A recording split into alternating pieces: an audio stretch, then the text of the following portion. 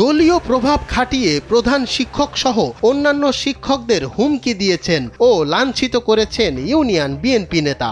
এমন অভিযোগে বিদ্যালয়ের প্রাক্তন ও বর্তমান শিক্ষার্থীরা বিদ্যালয়ের প্রধান ফটকে তালা লাগিয়ে ওই নেতাকে অবরুদ্ধ করে রাখেন। দিতে থাকেন ভুয়া ভুয়া স্লোগান।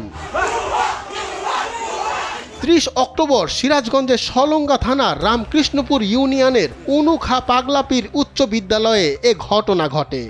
উনি মাঝে মধ্যে স্কুলে আসার পরে তার যে ক্ষমতা অপব্যবহার যেটাকে বলে সেটা সে প্রয়োগ করতে চায় এবং সেখানে একটা ক্ষমতাশীল না, নিজের ক্ষমতাটাই এইখানে প্রতিষ্ঠিত করতে হয় না, যার কারণে উনি এসে মাঝে মাঝে হেড স্যার সহ আমাদের যে সকল শিক্ষক আছে ওনাদেরকে অপমান করে কথা বলেন।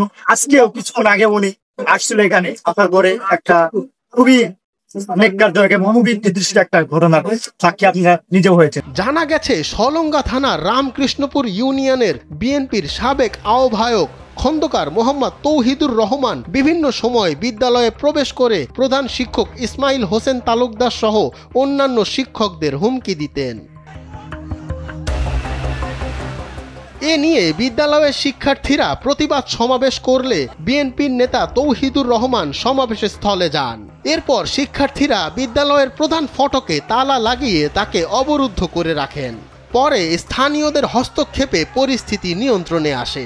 বহিরাগত কিছু নেতা আমাদের উনুখা পাগলাপীর উচ্চ বিদ্যালয়ে স্কুলে প্রবেশ করে এবং প্রবেশ করার পর তারা তাদের ক্ষমতার অপব্যবহার করে। ক্ষমতার অপব্যবহার করার মাধ্যমে আমাদের শিক্ষক, প্রধান শিক্ষক সহ শিক্ষক মন্ডলী এবং স্কুলের উপরে তারা চাপ প্রয়োগ করা বিভিন্ন বিষয়। এ বিষয়ে ক্যামেরার সামনে কথা বলতে রাজি হননি বিএনপি নেতা তৌহিদুর রহমান। সিরাজগঞ্জ থেকে আজিজুল ইসলামের পাঠানো তথ্যচিত্রে ডেস্ক রিপোর্ট মঞ্জুর এ মাওলা।